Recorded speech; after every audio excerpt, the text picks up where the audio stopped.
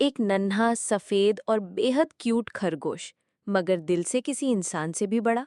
इंसानों जैसे कपड़े पहनकर छोटू हर सुबह निकल पड़ता था बाजार की गलियों में, अपने लकड़ी के छोटे ठेले पर अमरूद बेचने। सड़क किनारे सूरज की गर्मी में पसीना बहाते हुए वो हर आवाज में उम्मीद भरकर बोलता, अमरूद ले लो, मीठे हैं, ताजे हैं।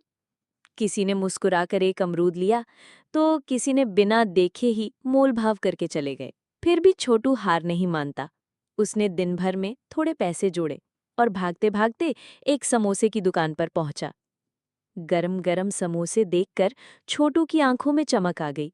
उसने पूरे मन से पैसे दिए और 2 समोसे लिए।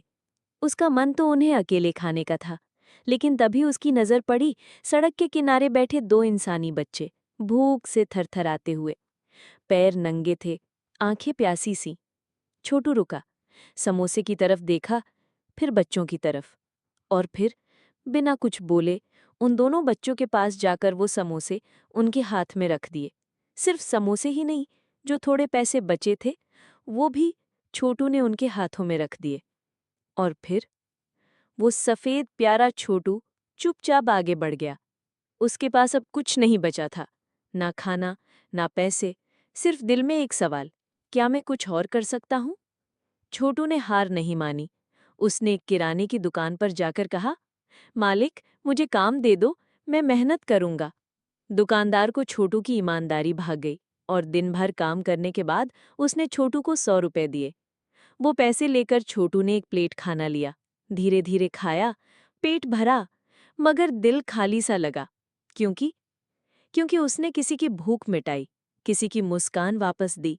और फिर भी उसकी ये कहानी, जिसे तुम अभी सुन रहे हो, उसे किसी ने शेयर तक नहीं किया।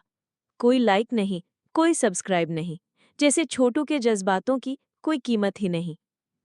अगर तुम इस कहानी को महसूस कर सके हो, अगर छोटू के अमरूद और समोसे ने तुम्हारा दिल छुआ है, तो एक लाइक जरूर देना, क्योंकि छोटू जैसे दिल वाले आज भी कहीं किसी सड़क पर इंसानियत बेच रहे हैं, बिना किसी कीमत के।